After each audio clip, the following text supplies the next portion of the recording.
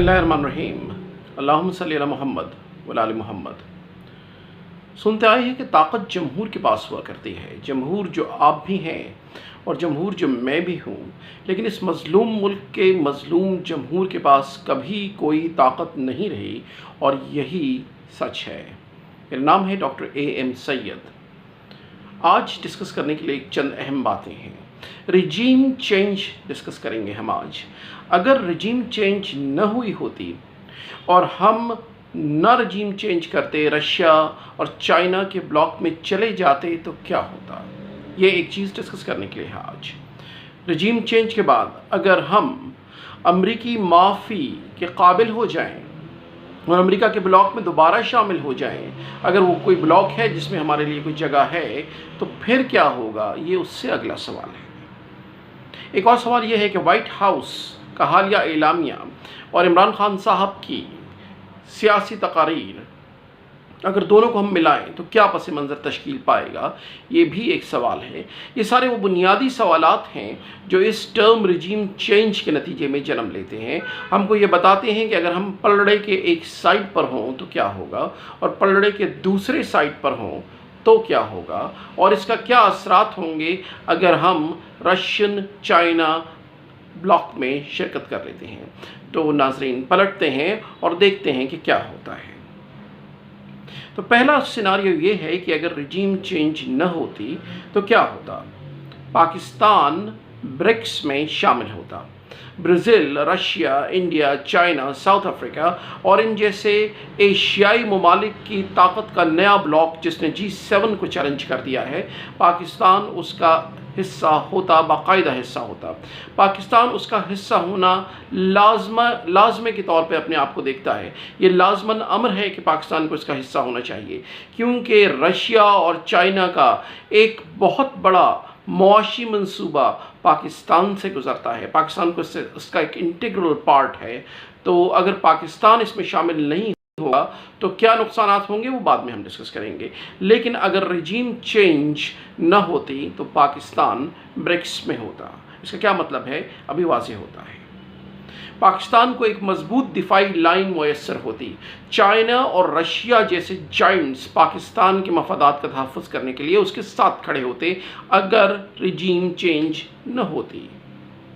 खारजा front पर पाकिस्तान के मौक़िफ़ को, पाकिस्तान की आवाज़ को और पाकिस्तान के पॉइंट ऑफ व्यू को सपोर्ट करने के लिए कौन सी आवाज़ें होती? रशिया की आवाज़ होती, ब्राज़ील की आवाज़ होती, चाइना की आवाज़ होती। सलामती काउंसिल में पाकिस्तान को स्टैंड बाय करने के लिए कौन सी आवाज़ें होती, आप खुद इमेजिन कर लेंगे। पाकिस्तान के हमसाया ममालिक अभी ब्रिक्स में शामिल होना चाहते हैं, ईरान उनमें से एक है। G7 के मुकाबले में ये एक बहुत बड़ी ताकत उभर रही है। दुनिया अब मल्टी पोलराइजेशन की तरफ जा रही है और पाकिस्तान उस मल्टी पोलराइजेशन में एक बहुत बड़े ग्रुप का बहुत बड़ा हिस्सा होता अगर रिजीम चेंज न होती।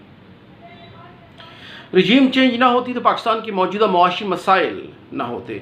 मौजूदा मसाइल का तज़किरा अभी आप न सुन रहे होते।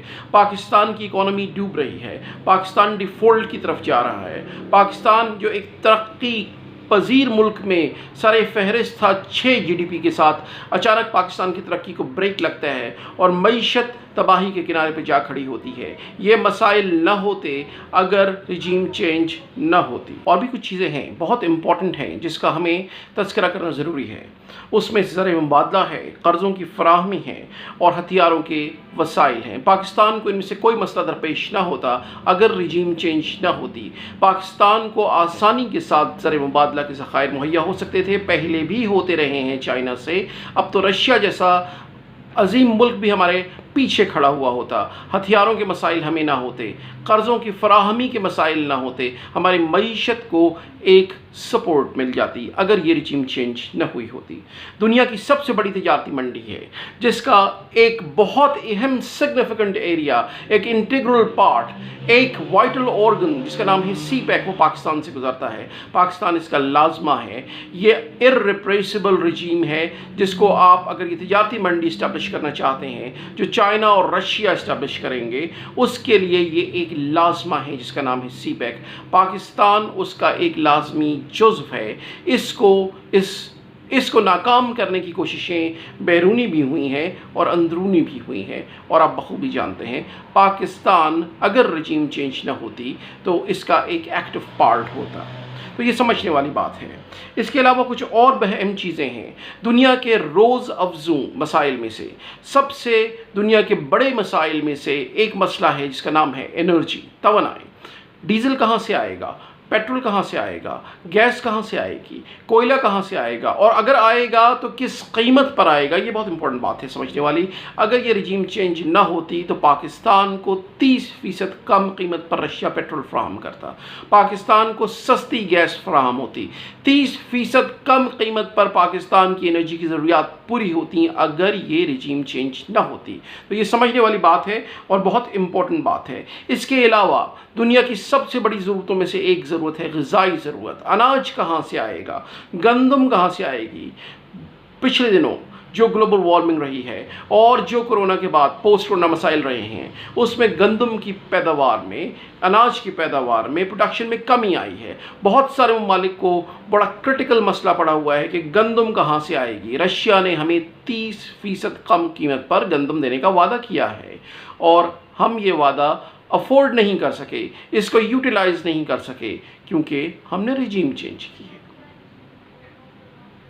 इसके अलावा मौजूदा खसारों ने, पोस्ट कोरोना वॉर खसारों ने मालियाती इदारों को और इसके अलावा डेवलपमेंटल इदारों को, सर्विसेज के इदारों को मफलूज करके रख दिया है। पाकिस्तान में बहुत सारे ऐसे इदारे हैं जो मुसलसल खसारे में जा रहे हैं। उन सारे इदारों को बशमूल PIA, बशमूल स्टील मिल, बशमूल रेलवे और बिजली के इदारे भी, इसको बहुत आसानी से हम रेनोवेट कर सकते थे, इसको अपग्रेड कर सकते थे अगर हम उस ब्लॉक में शामिल होने का फैसला करते जिसका नाम ब्रिक्स है, जिसका नाम चाइनीज़ रशियन ब्लॉक है। और ये सारे इदारे न सिर्फ असर नौ जिंदा होते बल्कि पाकिस्तान को सर्व करने में एक अहम किरदार अदा करते अगर रजीम चेंज न होती। लार्ज स्केल मैन्युफैक्चरिंग जो अब बंद हो रही है, जिसको गैस नहीं मिलती, जिसको पेट्रोल नहीं मिलता, जो रन नहीं करती, जो फैक्ट्रियां बंद हो रही हैं, जो बड़े बड़े सनती यूनिट बंद हो रहे हैं, उनसे करोड़ों अफराद बेरोज़गार हो गए हैं। इन करोड़ों अफराद की नौकरी का और मज़ीद बेशुमार नौकरियों का बंदोबस्त होता अगर हम इस अजीम मंसूबे में शामिल रहते जिसका नाम है CPEC, लेकिन हम उससे अलहदा हो गए। वो क्यों? रजीम चेंज हो गई। नाज़रीन, व्हाइट हाउस से एक एलामिया जारी हुआ है। रशियन यूक्रेन वॉर के बाद जो तबाही हुई है, उसके बाद पाकिस्तान में जो रजीम चेंज हुआ है, पाकिस्तान में इमरान खान साहब की हुकूमत को गिरा दिया गया है। इसके बाद व्हाइट हाउस ने एक एलामिया जारी किया है और उनका है कि अब हम इस बात पर बात करने के काबिल हैं, बातचीत करने के लिए तैयार हैं। डेरेक ग्रॉसमैन जो रैंड कॉरपोरेशन के कर्ता धर्ता में से एक हैं, एक पॉलिसी साज हैं। रैंड कॉरपोरेशन वो कॉरपोरेशन है जो अमेरिका की सुपरफिशियल और डीप स्टेट के लिए पॉलिसी मुरतब करती है। उन्होंने भी ये कहा है कि अब रशियन यूक्रेन वॉर के बाद पाकिस्तान में जो रजीम चेंज हुआ है उसके बाद पाकिस्तान से बातचीत हो सकती है और माशी इंडसीज पे भी, माशी आशारियों पे भी बातचीत हो सकती है। ये बात आपको जहन में रखनी पड़ेगी कि रजीम चेंज का ये एक बुनियादी पार्ट रहा है। अब वो ये कहते हैं, अगरचे उन्होंने वाज़ेह अल्फाज में नहीं कहा, लेकिन वो ये समझते हैं, जैसा कि उन्होंने अपने साइफर में कहा था, उसके बाद अब इस बात का ये मतलब है कि अगर पाकिस्तान ने ये कर दिया तो हम उसको माफ़ कर देंगे। तो अब वो ये कहते हैं कि क्योंकि आप ये कर चुके हैं तो लिहाजा अब आपसे बातचीत हो सकती है और आपकी मईशत को बेहतर करने के बारे में बातचीत हो सकती है। लिहाजा रजीम चेंज के बाद अब हमको क्या मिला? अब ये क्वेश्चन है जिसको हम देखेंगे कि हमको क्या मिला और हमको क्या मिल सकता है। रजीम चेंज के न होने के अवाक़िब और उसके मफादात हमने डिस्कस किए हैं। रजीम चेंज हो जाने के बाद के अवाक़िब और उसके मफादात के बारे में नज़र डालते हैं।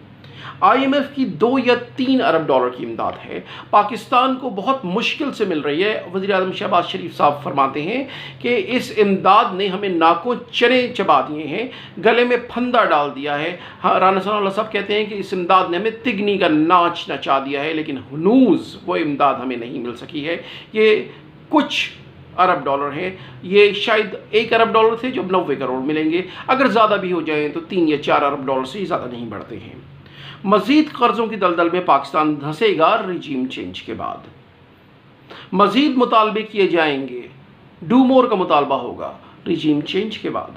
मज़ीद वादों का शराब दिया जाएगा रिजीम चेंज के बाद। हम आपके लिए ये कर देंगे, हम आपके लिए वो कर देंगे, आप सीपेक से अलहदा हो जाइए, हम आपको माला माल कर देंगे। लेकिन जितना माला माल हम अभी हो रहे हैं और जिस तरह पाकिस्तान की आवाम माला माल हैं, उसकी तो शायद कोई नज़ीर पाकिस्तान में इससे पहले मिलती नहीं है।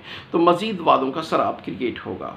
सहारों पर खड़ी कमज़ोर हुकूमतें पाकिस्तान में खड़ी की जाएंगी, जिनके अंदर दम खम नहीं होगा कि वो किसी बात पर स्टैंड ले सकें, वो किसी खारजा पॉलिसी को सपोर्ट कर सकें और किसी बात पर एब्सोल्युटली नॉट कह सकें। ये हुकूमतें अब पाकिस्तान में नहीं हुआ करेंगी रिजीम चेंज के बाद। अनाज हमारे पास ख़त्म है, तवानाई के ज़खायर ख़त्म है, बिजली ख़त्म है, गैस ख़त्म है, कीमतें आसमान पर हैं। पेट्रोल की कीमत में आप जानते हैं कि तकरीबन 100 रुपये का इजाफा हुआ है इमरान खान साहब की हुकूमत के जाने के बाद। गैस की कीमतों में तकरीबन 44% का इजाफा हुआ है इमरान खान साहब के जाने के बाद। लेटेस्ट खबर है कि 344% गैस को बढ़ा दिया गया है। अगर ये इम्प्लीमेंट हो गई तो ये तो एक कोहे हिमालया है जो आवाम के सरों पर आने गिरेगा। डीजल की कीमतों में 110 से 120% इजाफा हुआ है।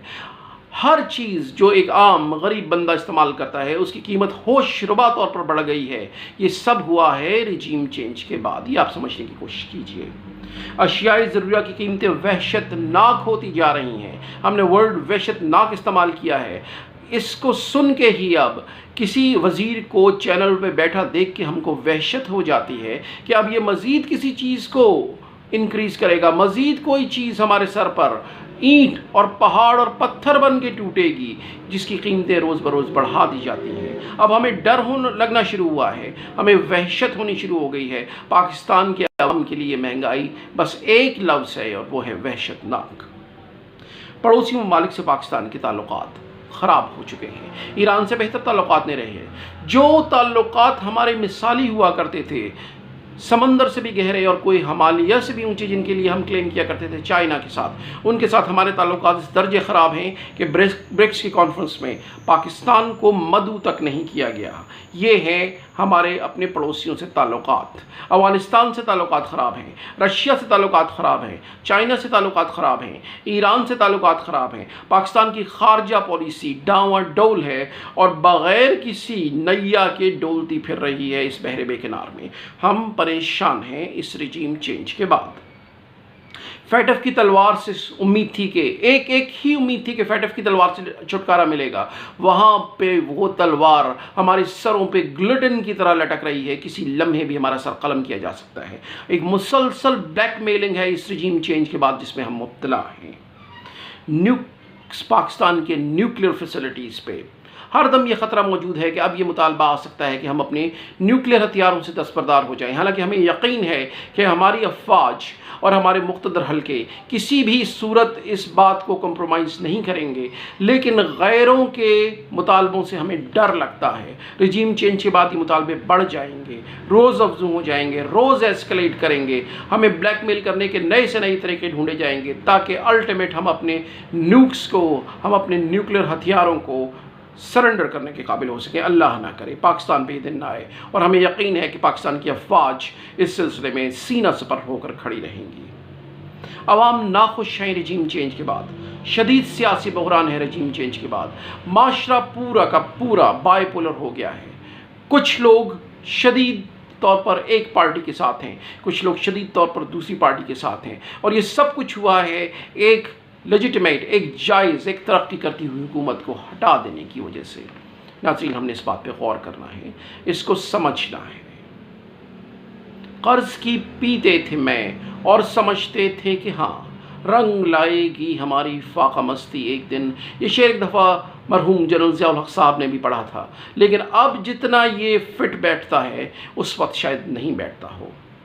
अब तक के लिए इतना ही। बशर्ते ज़िंदगी फिर मुलाकात होगी। याद रखिएगा कि मेरा, आपका और हमारे मुख्तदर हलकों का एक मुश्तरका जुज़्व है, एक मुश्तरका मफाद है। हम एक मुश्तरका सच पे खड़े हैं। उस सच का नाम है पाकिस्तान। मैं कुछ भी हो सकता हूँ, आप कुछ भी हो सकते हैं, हमारे मुख्तदर हलके कुछ भी हो सकते हैं, लेकिन पाकिस्तान के मफाद के ख़िलाफ़ नहीं हो सकते हैं। अस्सलाम वालेकुम।